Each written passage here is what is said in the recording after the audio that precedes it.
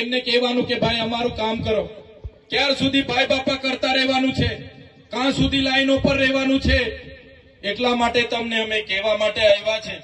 હવે તો તમારો સ્વમાન જગાડો, હવે તો તમે બોલતા થાવ. આજે તમે જોતા હશો અને એક બાજુ ભાજપના નેતાઓ તમે જોજો, એ એમનું કામ કરતા હશે, એમના બંગલાઓ બનાવતા હશે, એમની મોટી મોટી ગાડીઓ લાવવા માટે પૈસા ભેગા કરતા હશે, કોન્ટ્રાક્ટના કામો કરતા હશે, માટી ખોદતા હશે, પુલ ખાઈ જતા હશે, રોડ ખાઈ જતા હશે. થાય છે કે નથી થતું? આજે નલ સે જલની યોજનામાં એક એક ગામમાં 70-80 લાખ રૂપિયાનો આ લોકોએ ખર્ચો કર્યો. નલ સે જલમાંથી પાણી આવે છે ભાઈ, બેનો પાણી આવે છે નળમાંથી. આ ભાજપના લોકો એમાં કોન્ટ્રાક્ટર હતા, એમણે પાઇપો તો દાટી દીધી, પણ પાણી ક્યાંથી લાવવાનું, નળમાંથી પાણી ક્યાંથી આવશે એની કોઈ આયોજન કર્યું નથી. અને નલ સે જલમાં જો કૌભાંડ કર્યું હોય તો એ ભારતીય જનતા પાર્ટીના ચૂંટાયેલા નેતાઓના લીધે આજે આ વિસ્તારમાં કૌભાંડ થયું છે. આજે આપણે બધા મળીએ છીએ ત્યારે આપણે કહીએ છીએ કે જય રામજી, કહીએ છીએ કે નથી કહેતા? જય રામજી કહીએ છીએ, રામ રામ કહીએ છીએ, સીતારામ કહીએ છીએ, સિયારામ કહીએ છીએ. પણ આ ભારતીય જનતા પાર્ટીની સરકારે જે મહાત્મા ગાંધીના નામે મનરેગા યોજના હતી એનું કૌભાંડ થયું. બચુભાઈ ખાબડના દીકરાઓએ કરોડોનું કૌભાંડ કર્યું, અહીંયા પંચમહાલના પ્રમુખે કરોડોનું કૌભાંડ કર્યું, અહીંયા છોટાઉદેપુરના નેતાઓએ કરોડોના કૌભાંડો કર્યા, ભાજપ અને કોંગ્રેસના ભેગા મળીને કૌભાંડો કર્યા. અને અમે ઉજાગર કર્યું ત્યારે મનરેગાનું કૌભાંડ થઈ ગયું. તો એમણે હવે જી રામજી નામ આપી દીધું છે, જાણો છો ને બધા? એટલે હવે આપણાથી જી રામજી કૌભાંડ એવું કહેવાય નહીં. ત્યારે સાથીઓ, રામ તો આપણા હૈયે વસે છે એવું આપણા સંતો મહંતોએ કીધું છે. ત્યારે આ ભાજપની સરકારને કહેવા માંગીએ છીએ કે મનરેગાનું નામ બદલવાથી તમારા કૌભાંડો અમે ભૂલી જવાના નથી. આવનારી તાલુકા જિલ્લા પંચાયતોમાં એ કૌભાંડોનો જવાબ તમને મળી જવાનો છે. આ ભાજપના લોકોનો બસ ચાલે તો મહાત્મા ગાંધીના, સરદાર પટેલના, જવાહરલાલ નહેરુના જેટલા પણ ક્રાંતિકારીઓના નામે જેટલી પણ યોજનાઓ છે બધી બંધ કરવા લાગ્યા છે. મને લાગે છે આમનો બસ ચાલશે, તમે અમે જાગૃત નહીં થશું તો આવનારા દિવસોમાં આપણી જે ચલણી નોટો છે ને 500, 100, 200 એમાં પણ દાઢીવાળા બાબા આવી જશે. આવશે કે નહીં આવશે?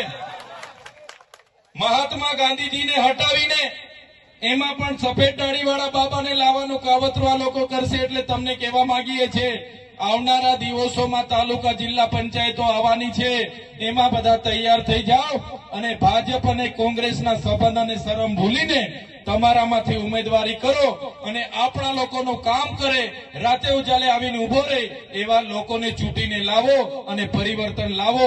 એ વાત કરવા માટે અમે તમારી વચ્ચે આજે આવીને ઉભા છે. સાથીઓ, અમે રસ્તે ઉભા હતા, ભાવી જેતપુરથી આવ્યા ત્યારે રસ્તે વાત થઈ કે આ વિસ્તારમાં જે લોકો ઘણા વર્ષથી જંગલની જમીન ખેડે છે, હવે એ જંગલ, જળ અને જમીનના પ્રાવધાન આપણને બંધારણમાં આપ્યા છે.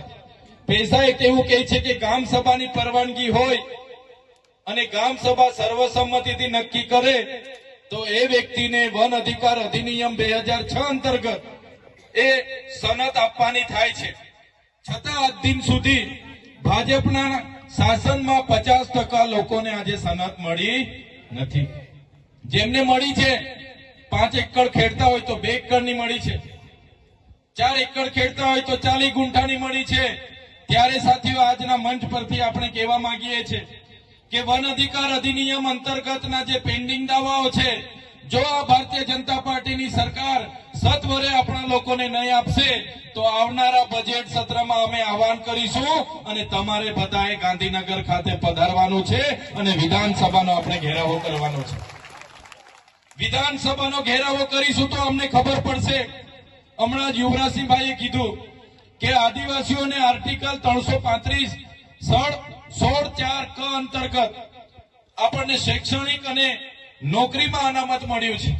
જે 15% અનામત મળ્યું છે કોઈની દેન નથી, કોઈની મહેરબાની નથી અને આ ભારતીય જનતા પાર્ટીની સરકારે 18/5/2023 ના રોજ એમણે જીએડી એક પરિપત્ર બહાર પાડ્યો અને એમાં જણાવવામાં આવ્યું કે જેટલી પણ વર્ગ 3 ની ગૌણ સેવા પસંદગી મંડળની ભરતીઓ થશે એમાં આદિવાસી ઉમેદવારોએ ફરજિયાત 40% માર્ક લાવવાના, એટલે આપણી સીટો ખાલી રહી જાય છે, એમાં ભરતી થતી નથી। ત્યારે મેં આ મંચ પરથી કહેવા માંગુ છું, તમારા બધાના યુવાનો દીકરાઓ જે પણ ભણી ગણીને આજે ભરતીઓની તૈયારી કરે છે એમને પણ કહેવા માંગુ છું, આવનારા દિવસોમાં અમારી આગેવાનીમાં ગુજરાતની વિધાનસભા ગુજરાતના પાટનગર ગાંધીનગર ખાતે આહવાન થશે અને તમારે બધાએ બજેટ સત્ર દરમિયાન ગાંધીનગર પહોંચવાનું છે। જો આ 40%નો કટઅપ આ ભારતીય જનતા પાર્ટીની સરકાર રદ નહીં કરશે તો આવનારા બજેટના સત્રમાં વિધાનસભાનો ઘેરાવો આપણે કરવાનો છે। ત્યારે સાથીઓ આવા તો કેટલા પ્રશ્નો છે। હમણાં રાજેશભાઈએ કીધું કે ભાજપના નેતાઓ આપણા કાર્યકરોને ડરાવે છે, ધમકાવે છે અને કહે છે કે તમને જોઈ લઈશું। એટલે એમને પણ કહેવા માંગીએ છીએ, ભાજપના નેતાઓ પણ સાંભળી લે, આ આમ આદમી પાર્ટીના કાર્યકરો છે, આ આદિવાસી પરિવારના લોકો છે, અમારા વડીલો છે, અમારા યુવાનો છે, પોલીસનો ઉપયોગ કરીને કે અમારા લોકોને ડરાવવાના ધમકાવવાની જો ભાજપના નેતાઓ વાત કરતા હશે, અમને જેલ ખોટી એફઆઈઆરોની વાત કરતા હશે તો ભાઈ તમને વેઠા એટલો જ અમને હેરાન કરજો, કેમ કે અમે વ્યાજ સહિત તમારો હિસાબ લેવાના છે। અમે ડરવાના નથી। અમારી સાથે જે જેલની રમતો તમે રમો છો, અમારી તો ત્રેવડ છે, 3 મહિના 5 મહિના વર્ષ 2 વર્ષ જેલમાં રહીશું ને તો પણ અમે તમારી સામે ઝૂકવાના નથી। પણ જે દિવસે આમ આદમી પાર્ટીની સરકાર આવશે એ ભાજપના નેતાઓ, એ પોલીસના ઉચ્ચ અધિકારીઓ એમને પણ અમે સાબરમતીની હવા ખાવા મોકલી આપીશું। અહીંયા જેટલા પણ પોલીસ અધિકારીઓ છે એમના માટે જોરદાર તાળીઓ પાડી લો।